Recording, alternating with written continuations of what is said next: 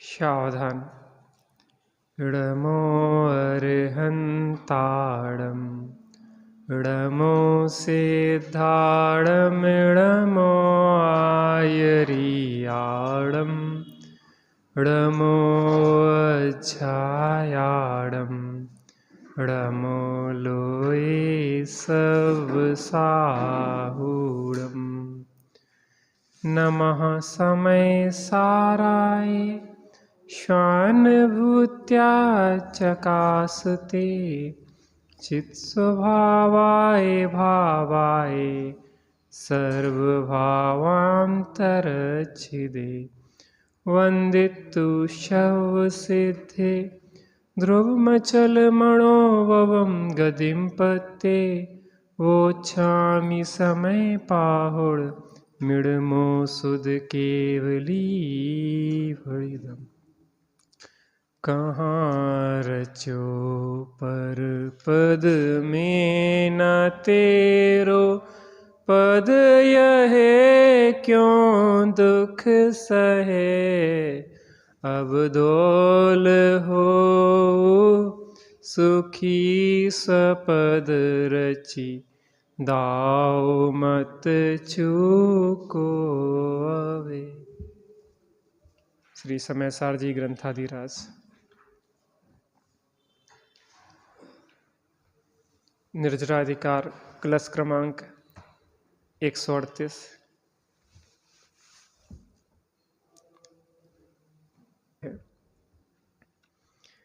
श्लोकार्थ। श्री गुरु संसारी भव्य जीवों को संबोधन करते हैं कि हे अंधे प्राणियों, अनादि संसार से लेकर पर्याय पर्याय में यह रागी जीव सदा मत्त वर्तते हुए जिस पद में सो रहे हैं वह पद अर्थात स्थान अपद है, तुम्हारा स्थान नहीं है, ऐसा तुम समझो। अपद शब्द को 2 बार कहने से अति करुणा भाव सूचित होता है। इस ओर आओ, इस ओर आओ, यहाँ निवास करो। तुम्हारा पद यह है जहाँ शुद्ध शुद्ध चैतन्य धातु निज रस की अतिशयता के कारण स्थायी भावत्व को प्राप्त है, अर्थात स्थिर है, अविनाशी है। यहाँ शुद्ध शब्द 2 बार कहा है जो द्रव्य और भाव दोनों की शुद्धता को सूचित करता है। समस्त अन्य द्रव्यों से भिन्न होने के कारण आत्मा द्रव्य से शुद्ध है और पर के निमित्त से होने वाले अपने भावों से रहित होने से भाव से शुद्ध है। यहाँ तक चर्चा अपनी हो गई थी, भावार्थ पे चर्चा होना है। एक बार पढ़ के फिर चर्चा प्रारंभ करते हैं। जैसे कोई महान पुरुष मद्यपान करके मलिन स्थान पर सो रहा हो। 396 पेज, कलश 138। जैसे कोई महान पुरुष मद्यपान करके मलिन स्थान पर सो रहा हो, उसे कोई आकर जगाए और संबोधित करे कि यह तेरे सोने का स्थान नहीं है, तेरा स्थान तो शुद्ध स्वर्णमय धातु से निर्मित है, अन्य कुधातुओं से के मिश्रण से रह शुद्ध है और अति सुदृढ़ है।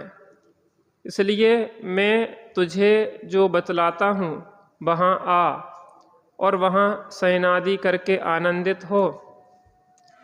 इसी प्रकार ये प्राणी अनादि संसार से लेकर रागादि को भला जानकर उन्हीं को अपना स्वभाव मानकर उसी में निश्चिंत होकर सो रहे हैं, स्थित हैं।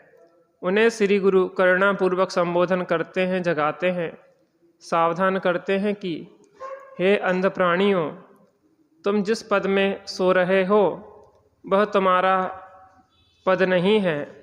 तुम्हारा पद तो शुद्ध चैतन्य धातुमय है, बाह्य अन्य द्रव्यों की मिलावट से रहित तथा अंतरंग में विकार रहे शुद्ध और स्थायी है। उस पद को प्राप्त हो शुद्ध चैतन्य रूप अपने भाव का आश्रय करो। जगा रहे हैं आचार्य देव यहाँ पे। तू जागरे चेतन प्राणी, कर आत्म की अगवानी। जो आत्म को लखते हैं, उनकी है यही कहानी। जो आत्मा को लखते हैं, उनकी यह कथा है कि वह अन्य जीवों को भी आत्मा को लखने की प्रेरणा देते हैं। काहे की? क्यों देते हैं? जैसे हमें कोई विशिष्ट वस्तु प्राप्त होती है तो हमें यह भाव आता है कि हमारे जो निकटस्थ हैं उन्हें भी यह प्राप्त हो। ऐसे ही आचार्य देव को जो शुद्ध चैतन्य धातु स्वपद की प्राप्ति हुई है तो उन्हें यह भाव आता है कि जो संसार में अपने पद को भूल के भटक रहे हैं प्राणी, वह भी अपने को जानकर सुखी हों। इस भाव से करुणा पूर्वक वह भी प्रेरणा देते हैं, आह्वान करते हैं, आने के लिए आमंत्रण देते हैं। भावार्थ देखिए, जैसे कोई महान पुरुष मद्यपान करके मलिन स्थान पर सो रहा हो। शराब जो होती है तो शराब को पी लेने से व्यक्ति क्या है, गाफिल हो जाता है। अपनी मान मर्यादाएं, सम्मान, अपना स्थान सब कुछ भूल जाता है। तो किसी अच्छे व्यक्ति ने क्या कर लिया है, शराब का सेवन कर लिया है, और शराब का सेवन करने से क्या हो गया है, वह अपने को भूल गया है, गाफिल हो गया है। और क्या कर रहा है, मलिन स्थान पर सो रहा है। आपने देखा होगा कि कोई शराब पी लेता है तो उसको यह बोध नहीं होता कि किस जगह पे वो डला हुआ है। नाली में भी डला रहता है, गंदगी में भी डला रहता है, और उसको कोई होश खबर नहीं होती। अपने साथ तो नहीं हो रहा ना ऐसा कुछ? ये तो शराबी की बात चल रही है जो नाली में डला हुआ है। अपन लोगों के साथ तो कोई ऐसी घटना नहीं घट रही। हाँ, क्यों भाई साहब? अपने साथ तो नहीं है कोई, अपन शराब मराब पिए हों, गंदगी में डले हों? अच्छा, उसे कोई आकर जगाए और संबोधित करे। अब वो शराब के नशे में पड़ा हुआ था तो कोई समझदार व्यक्ति ने, घर के परिवार के किसी व्यक्ति ने उसको जगाया, गाफिलता में सो रहा था, और संबोधित किया कि यह तेरे सोने का स्थान नहीं है। क्या कहा? तुम किस परिवार के हो, किस राजघराने को हो, तुम्हारे सोने का स्थान यह नहीं है कि तुम नालियों में डले रहो, कुत्ता तुम्हारे मुंह में। वो तो हालत पता है ना क्या क्या होती है शराबी की।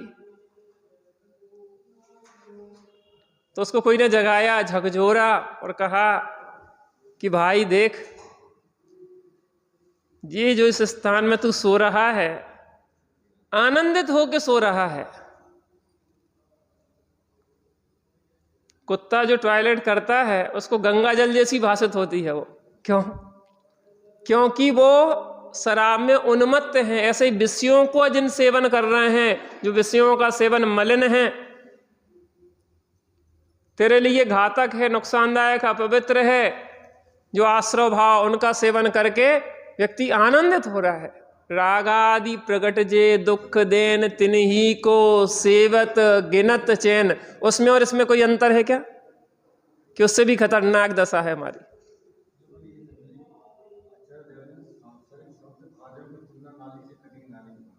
आप ही समझो, हम क्या बताएं। यह तेरे सोने का स्थान नहीं है। तेरा स्थान तो शुद्ध स्वर्णमय धातु से निर्मित है। राजमहलों में रहने वाला हो, और यहाँ ये समझा जाए कि जहाँ पे वो सोता था वो सोने का बना हुआ था उसका पलंग, क्योंकि राजघराने का था, राज की ठाट बाट थे, जो उसका पलंग भी था वो सोने से बना हुआ था शुद्ध। और ऐसे सोने से बने पलंग पे सोने वाला वह राजपुत्र राजा, और वो अपने को भूल के नाली में गटर में पड़ा हुआ है, तो उसको जगा रहे हैं समझदार लोग कि जागो, कहाँ पे पड़ा है तू, कहाँ पे मग्न है तू, कुछ खबर तो कर। शुद्ध स्वर्णमय धातु से निर्मित है, अन्य कुधातुओं के मिश्रण से रह शुद्ध है। यहां पे दो प्रकार से शुद्ध की चर्चा की थी, देखिए श्लोकार्थ में सबसे नीचे। यहां शुद्ध शब्द 2 बार कहा गया है, नीचे से तीसरी लाइन मिल गई आप लोगों को, भाव वो अन्वयार्थ में, श्लोकार्थ में। यहां शुद्ध शब्द 2 बार कहा है कि जो द्रव्य और भाव दोनों की शुद्धता को सूचित करता है। द्रव्य से भी शुद्ध है और भाव से भी तू शुद्ध है। द्रव्य से कैसे, यहां नीचे स्पष्ट कर रहा है, समस्त अन्य द्रव्यों से भिन्न होने के कारण आत्मा द्रव्य से शुद्ध है। अर्थात आत्म द्रव्य में अन्य द्रव्य का मेल नहीं होता, इसलिए आत्मा द्रव्य से शुद्ध है। और पर के निमित्त से होने वाले अपने भावों से रहित होने से भाव से भी शुद्ध है। यद्यपि मोह राग द्वेष के विकारी भाव आत्मा में उत्पन्न होते हैं, लेकिन उनका आत्मा के स्वभाव में प्रवेश नहीं होता, इसलिए भाव से भी शुद्ध है। कपड़ा मलिन भले दिखाई दे रहा है, लेकिन मेल का आत्मा के स्वभाव में प्रवेश नहीं होता है। तो यहां कह रहा है कि अन्य कुधातुओं के मिश्रण से रहित शुद्ध है। भावार्थ पे आ जाइए। अन्य कुधातु माने सोना जो होता है उसमें और कोई मिलावट नहीं है, जैसे ऐसे ही आत्म द्रव्य जो है वह द्रव्य से भी शुद्ध है और भाव से भी शुद्ध है। ऐसा आत्म द्रव्य और अति सुदृढ़ है।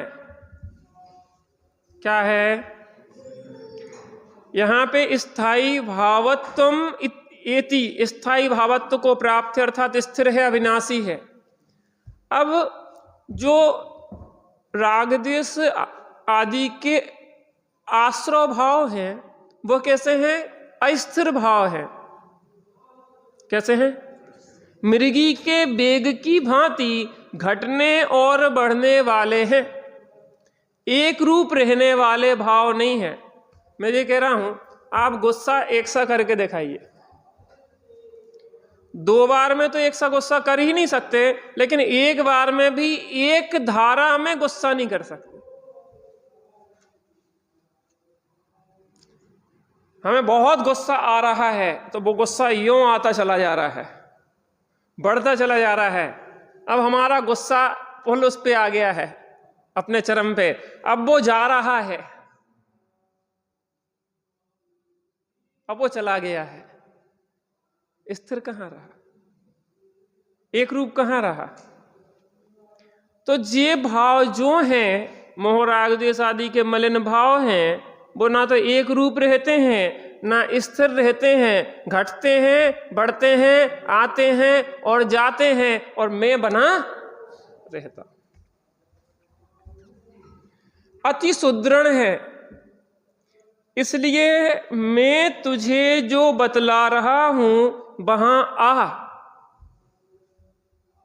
कहां बतला रहा हूं मैं तुझे?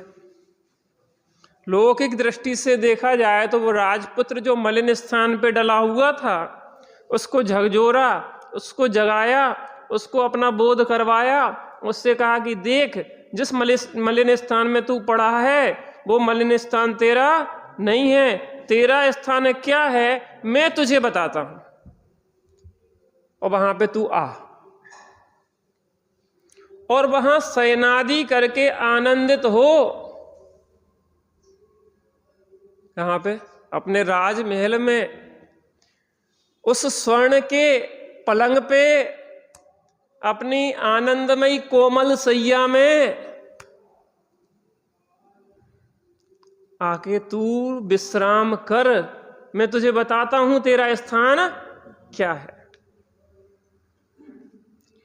इसी प्रकार ये प्राणी अनादि संसार से लेकर रागादि को भला जानकर उन्हीं को अपना स्वभाव मानकर उसी में निश्चिंत होकर सो रहे हैं, स्थिर हैं, स्थित हैं। उन्हें श्री गुरु करुणा पूर्वक संबोधन करते हैं, जगाते हैं, सावधान करते हैं। क्या कह रहा है? जिस प्रकार दृष्टांत दिया है कि कोई राजपुत्र मलिन स्थान पर शराब पी के डला हुआ था, किसी मंत्री आदि ने जाके उसको जगाया, समझाया कि हे राजपुत्र, तुम जिस स्थान पे पड़े हुए हो मलिन स्थान पे, वो मलिन स्थान तुम्हारा स्थान नहीं है। तुम्हारा स्थान तो राजमहल है और तुम्हारे सोने के लिए यह अच्छा स्थान नहीं है। तुम्हारे लिए तो स्वर्णमय राजमहल में सैया तुम्हारे लिए बिस्तर पड़ा हुआ है। वहां से आके अपने स्थान पे सो, वह तुम्हें शोभा देता है। ये तो हो गया दृष्टांत। अब समझते हैं दृष्टांत। इसी प्रकार ये प्राणी अनादि संसार से लेकर रागादि को भला जानकर उन्हीं को अपना स्वभाव मानकर उसी में निश्चिंत होकर सो रहे हैं। क्या? बहुत गहरी गंभीर बात है।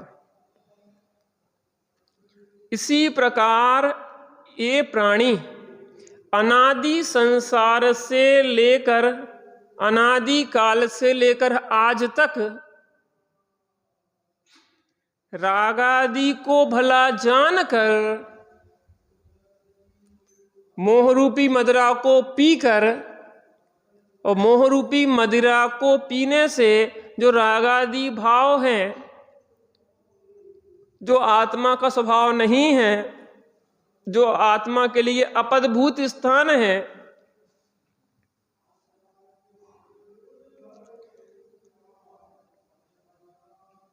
भला जानकर उन्हीं को अपना स्वभाव मानकर, लोग कहते हैं हम क्या करें, हमारी तो ऐसा स्वभाव ही है। देखो हमारा थोड़ा गुस्सेल स्वभाव है, अब हम क्या करें, स्वभाव है। तुम्हारा स्वभाव क्या है? तुम्हारा स्वभाव शांत निराकुल है या तुम्हारा स्वभाव गुस्सा है? लेकिन निरंतर गुस्से में रहने के कारण, आज तक शांत निराकुल स्वभाव का वेदन ना होने के कारण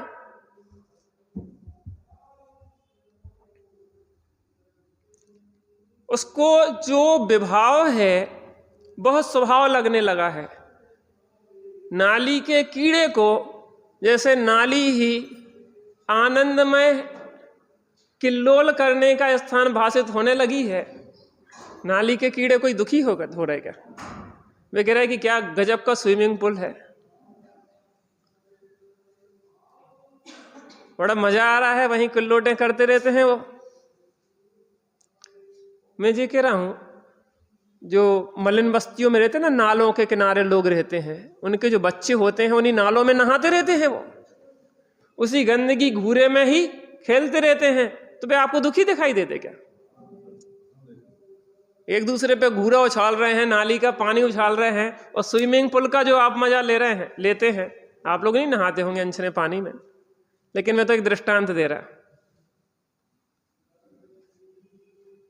तो जैसा स्विमिंग पूल में नहाने वाले आनंद प्रसन्नता दिखा रहे हैं, वैसे ही उन्हें आनंद लग रहा है, लेकिन वास्तव में वो उस गंदगी में बीमार होने वाले हैं। उस गंदगी में भ्रम से स्वच्छ मान के रत हो रहे हैं। ऐसी आचार्य देव कह रहे हैं, तेरा स्वभाव तो है शांत निराकुल। ये गाने के लिए नहीं है, ये होने के लिए है। मैं शांत निराकुल चेतन हूं। तो हम शांत निराकुल चेतन हैं, तो क्या शांत निराकुल स्वभाव में स्थिर हो पा रहे कि नहीं हो पा रहे?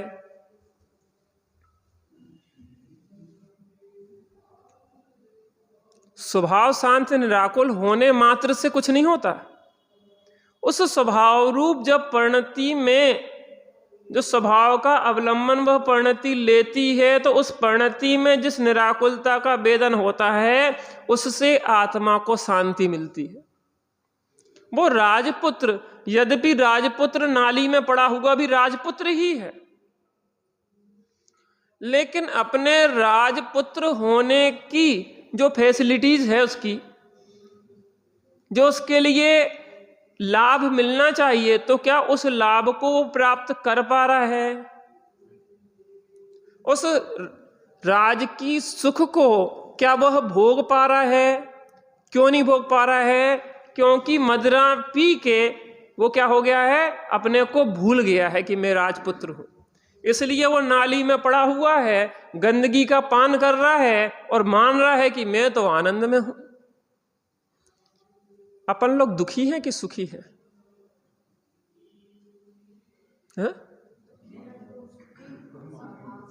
स्वभाव की बात नहीं कर रहे हम। स्वभाव तो सबको निगोदिया भी है, वो सुख स्वभाव ही है।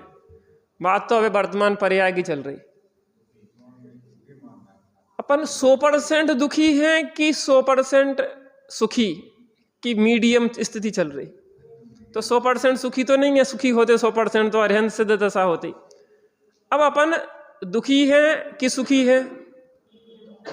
पूरे दुखी हैं कि थोड़े दुखी हैं? पीछे बहन जी, हाँ पीछे पीछे, हाँ अपन पूरे दुखी हैं कि थोड़े दुखी हैं? 100% दुखी हैं।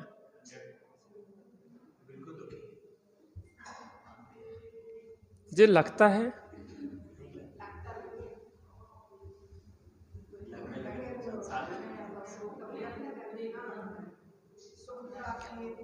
देखो, जो राग आदि भाव उत्पन्न होते ना हमारी परिणति में, मोह राग द्वेष के जो भाव उत्पन्न होते हैं, वो मोह राग द्वेष के भाव हमें दुखी करते हैं कि सुखी करते हैं?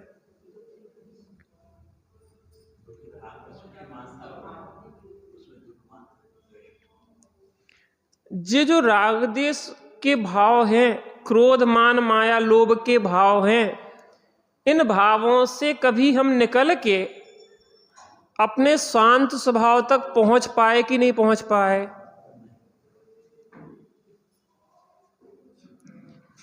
क्यों नहीं पहुंच पाए? क्यों नहीं पहुंच पाए? अगर उस राजपुत्र को आके कोई ना झकझोरे, ना जगाए, तो क्या वह राजमहलों में पहुंच सकता है? वो तो भूल ही गया है कि मैं राजपुत्र हूं, मेरे रहने का स्थान राजमहल है। ऐसे ही मेरा स्वभाव तो शांत निराकुल है, लेकिन मैं अपने शांत निराकुल भाव को भूल के शुभाशुभ भावों में ही एकत्व करके उसी मलिन स्थान में रह के उसी में ही आनंद मान के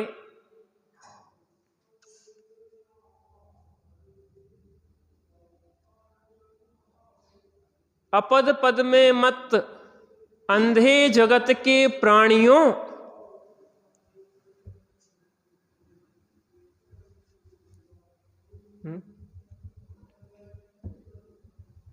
आपकी आई साइड, आपको चश्मा नहीं लगा क्या?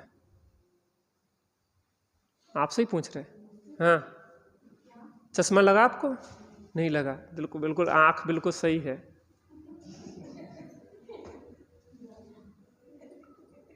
रजनी भाभी, आपको दिखता कि नहीं दिखता? हाँ? दिखता है, साफ दिख रहा है, बिल्कुल सब। क्या दिख रहा है आपको?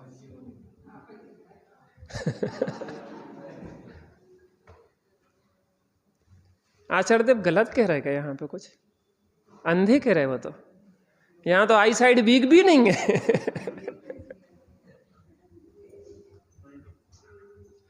जो देखने लायक है वो नहीं देखता। अंधे।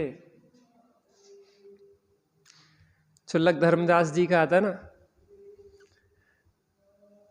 कहले मैंने 2000 उपवास किए निर्जला, में अहंकार विष व्याप्त हो गया था कि मुझ जैसा धर्मात्मा कोई नहीं है।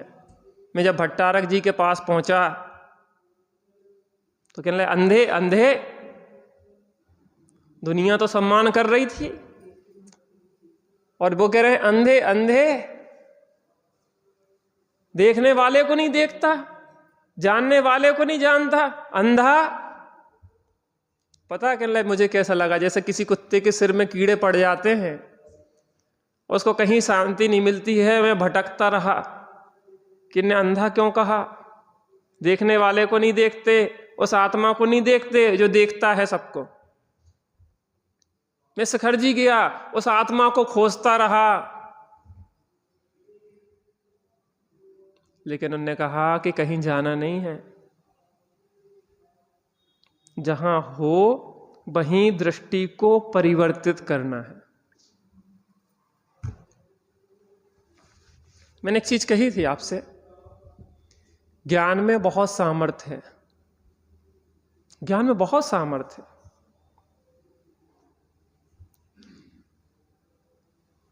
पंचकल्याणक में जाके पंचकल्याणक का कोई लोग आनंद शायद ना ले पाए, नाते रिश्तेदारी में इससे उसमें मिलने में ही समय निकाल दें, भोजन पानी में ही 2.5 घंटे की लाइन लगा के अपना टाइम निकाल दें, और दूसरा व्यक्ति यहीं पे बैठ के भाव विशुद्धि पूर्वक उन भगवंतों के पंच कल्याणकों का विचार करके भाव विशुद्धि पूर्वक अपनी परिणति को अंतर्मुखी करके सच्चे कल्याणक मना सकता कि नहीं मना सकता, इसी क्षण में मना सकता कि नहीं मना सकता। और वहां बैठ के भी राग देश के कलुषित परिणाम करके, मेरे तेरे के परिणाम करके, अपने दूसरे को नीचा दिखाने के भाव करके वो दुर्गति का बंद कर सकता कि नहीं कर सकता। बात यह नहीं है कि अपन को नहीं जाना चाहिए, जाना चाहिए, लेकिन प्रयोजन पे ध्यान रखना चाहिए। ज्ञान में बहुत सामर्थ्य है, आप कहीं भी बैठ के किसी भी स्थिति में धर्म कर सकते हैं। भागने की जरूरत नहीं है, मात्र जागने की जरूरत है। नरक के स्थान को नारकी यद्यपि नहीं छोड़ सकते, लेकिन नरक में नारकी हूं ऐसी प्रतीति को छोड़ के मैं आत्मा हूं ऐसी प्रतीति को करके उसी स्थिति में आत्मा का अनुभव कर सकते कि नहीं कर सकते।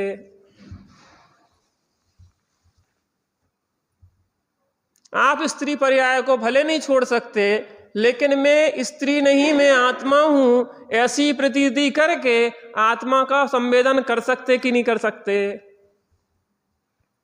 ये तो कर्म के उदय की व्यवस्थाएं हैं, जिस कर्म के उदय से जहां पे जिसका लिखा है उसको तो वहां रहना पड़ेगा, लेकिन अंतरंग भाव दशा बिल्कुल उससे निराली और जुदा है। यहां बैठ के ही श्रीमंदर भगवान की वाणी का रसपान कर सकते कि नहीं कर सकते, यहीं पे पंचमेरु की वंदना कर सकते कि नहीं कर सकते, यहीं से नंदीश्वर द्वीप के अकृत्रिम जिन मंदिर का लाभ ले सकते कि नहीं ले सकते। यद्यपि मानसोत्तर पर्वत से बाहर तक जाने की हमारी सामर्थ्य नहीं है, लेकिन यहीं बैठ के हम नंदीश्वर द्वीप के सभी जनालियों की वंदना भावपूर्वक कर सकते कि नहीं। और कोई वहां बैठ के भी अहंकार मान कसाय आदि करके मलिन भाव करके वहां पे घोर कर्म बांध सकता कि नहीं। जो भी सब चीजें हैं वो सब भावों से संबंधित है।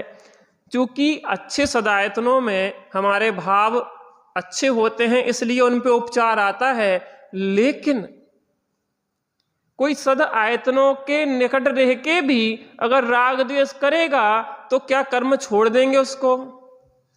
और कोई खोटे स्थान पे रह के भी, नरक जैसे स्थान पे रह के भी अगर अच्छे भाव करेगा तो क्या कर्म जबरदस्ती इसको बांध देंगे। धर्म स्वाश्रय से होता है, इसलिए आचार्य देव कह रहे हैं कि जिस स्थान में तुम रह रहे हो वो स्थान तुम्हारा स्थान नहीं है, वो तुम्हारा अपदभूत स्थान है, वो मलिन स्थान है। तुम जैसे चैतन्य राजा को वहां रहना शोभा नहीं देता।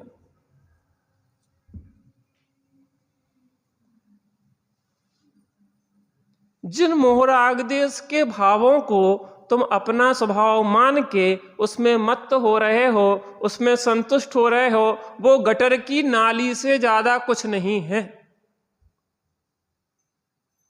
और उस गटर की नाली में इसलिए पड़े हुए हो कि मोह रूपी महामजरा तुमने पी रखी है।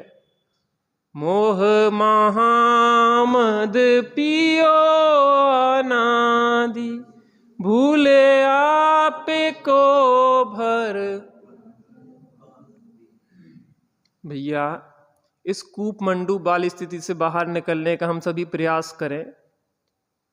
बहुत महादुर्लभता से ये बात सुनने को मिल गई है। आचार्य देव कह रहे हैं कि अंधे ना बने रहो, अंधों की तरह नहीं रहो। अब कुछ आंख खोलने का समय आया है। जिस अपदभूत स्थान को तुम अपना मान के सो रहे हो वो तुम्हारा स्थान नहीं है, वो शांति का स्थान नहीं है। जिस अजीब शरीर पर द्रव्य को तुम अपना मान के सो रहे हो, जिन मलिन भावों को अपना स्वभाव मान के तुम सो रहे हो, ना तो वो शरीर तुम्हारा है, ना ये मलिन भाव तुम्हारे स्वाभाविक भाव हैं। ये दोनों अपदभूत हैं। इन अपदभूत स्थानों से निकल के जो तुम्हारा स्वपद है, जो चैतन्य पद है, जो निस्थिर स्थिर नित्य स्थान है, जो शांत निराकुल तुम्हारा भाव है, वो पद में तुम स्थित हो। देखो, सुखी होने के लिए ही हम सब प्रयत्न करते, जो भी करते हम, हर प्रयत्न हमारा सुखी होने के लिए है। उसके बाद भी हम और अधिक दुखी होते चले जाते हैं कि सुखी होते चले जाते हैं। ईमानदारी से सोचो तो आचार्य देव कह रहे हैं कि तुम अंधे हो कि आंख वाले हो, कि तुम्हें प्रत्यक्ष जो अनुभव की बात है कि जिन भावों से तुम दुखी हो रहे हो हर क्षण, जिन मोहरागदेश कसायों के भावों से तुम हर क्षण दुखी हो रहे हो, वो मलिन भाव तुम्हें मलिन नहीं लगते। और रागादि प्रगट जे दुख देन तिन्ही को सेवत गिनत चैन। छेड़ाला में वो चित्र दिखाया है कि बच्चे को माँ देख देख के प्रसन्न हो रही है, मेरा बच्चा मेरा बच्चा मेरा बच्चा। जी क्या पी रही है? मोहरूपी महामदरा को पी रही है। ये तुम्हारे लिए जो मलिन भाव हैं, राग द्वेष के जो मलिन भाव हैं, उनको तुम सुखमय भाव समझ के गले से लगाए हुए हो, छोड़ना नहीं चाह रहे हो। ये तुम्हारा भाव नहीं है, इसमें तुम्हें शांति मिलने वाली नहीं। कहाँ रच्यो पर पद में ना तेरो, पद यहे क्यों दुख सहे। यह तुम्हारा पद है, निज चैतन्य पद, तुम्हारा निराकुलतामय पद है। हा हा।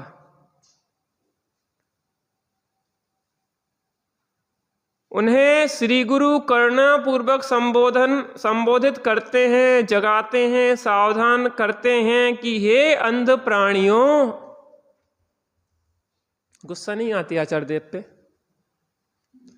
अच्छी खासी आंखें हैं, स्वस्थ, बिना चश्मा वाली, और फिर भी आप हमें अंधे बता रहे हो। पता, माँ जैसी करुणा होती आचार्यों की, प्रेम से पुचकार के समझाते हैं, और जब नहीं समझ में आती है तो डांट के, और समझ में ना आए तो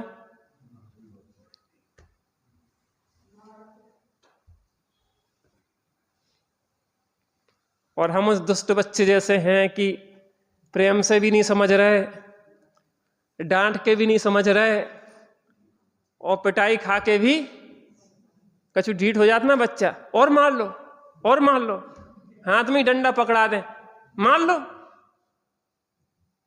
लेकिन हम उनमें से नहीं है। हम तो पुचकार के ही समझ जाएंगे, आपको डांटने और मारने की भी जरूरत नहीं पड़ेगी। हे अंध प्राणियों, तुम जिस पद में सो रहे हो वह तुम्हारा पद नहीं है। तुम्हारा पद तो शुद्ध चैतन्य धातु में है, शुद्ध है, चैतन्य की धातु से निर्मित है। बाह्य अन्य द्रव्यों की मिलावट से रहित है। उस आत्म द्रव्य में अन्य किसी द्रव्य का प्रवेश होता ही नहीं है। अंतरंग रहित तथा अंतरंग में विकार रहित शुद्ध और स्थायी है। कैसा है? अंतरंग में विकार रहित स्वभाव है। राग द्वेष के विकार आत्मा के स्वभाव में होते नहीं है। शुद्ध और स्थायी है, सदाकाल उसमें रहा जा सकता है। विभाव भावों में सदाकाल रहा जा सकता नहीं। उस पद को प्राप्त हो, तुम्हारा राजमहल, तुम्हारा सिंहासन, स्वर्णमय सिंहासन तुम्हारा इंतजार कर रहा है। आप लोग तैयार हैं?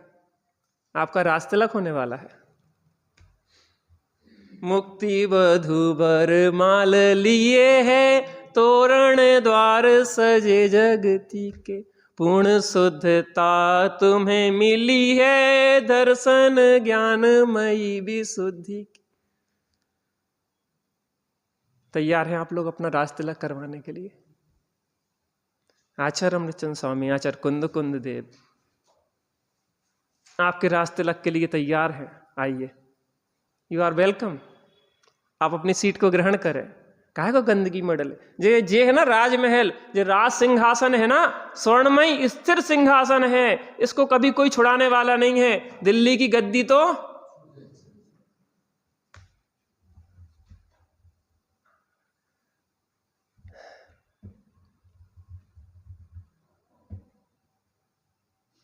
इतनी करुणा आचार्यों की कि अभी खींच के ले जाए मोक्ष। बस हम तैयार हो जाएं, एक बार मूड बना लें थोड़ा सा। शुद्ध चैतन्य रूप अपने भाव का आश्रय करो। थोड़ी बैठते हैं उस चैतन्य भाव का आश्रय करने के लिए।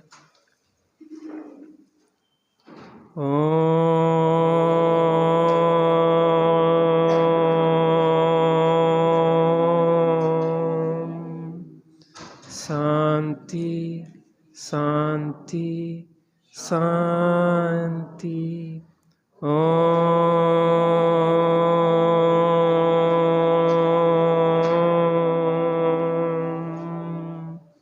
शांति शांति शांति।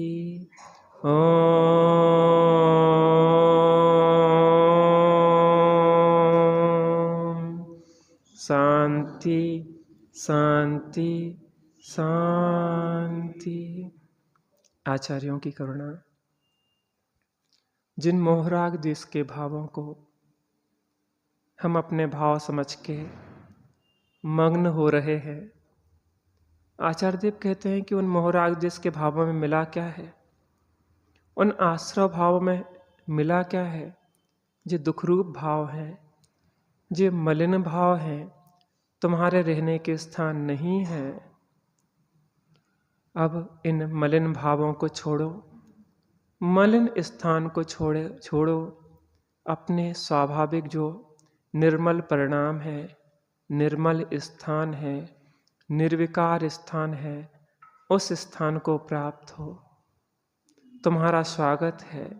तुम अपने स्वर्णिम राजभवन में स्थापित हो, अपने चैतन्य के सिंहासन पर, स्थिर सिंहासन पर स्थापित हो और अनंत काल के लिए सुखी हो। हम बिल्कुल शांति से उस चैतन्य का अवलोकन करते हैं जिसमें विकारों का, मलिनता का अभाव है।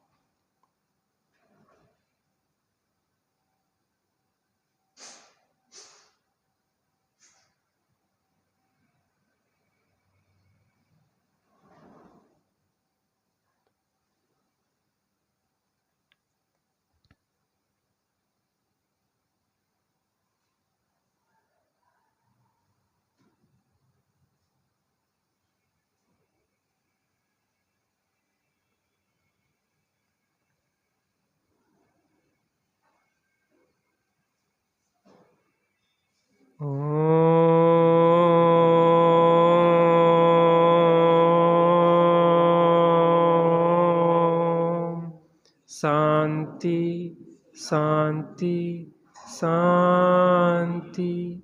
ओम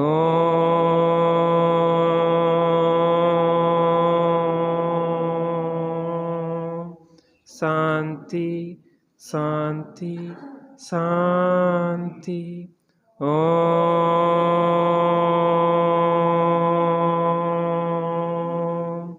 शांति शांति शांति। सहजानंदी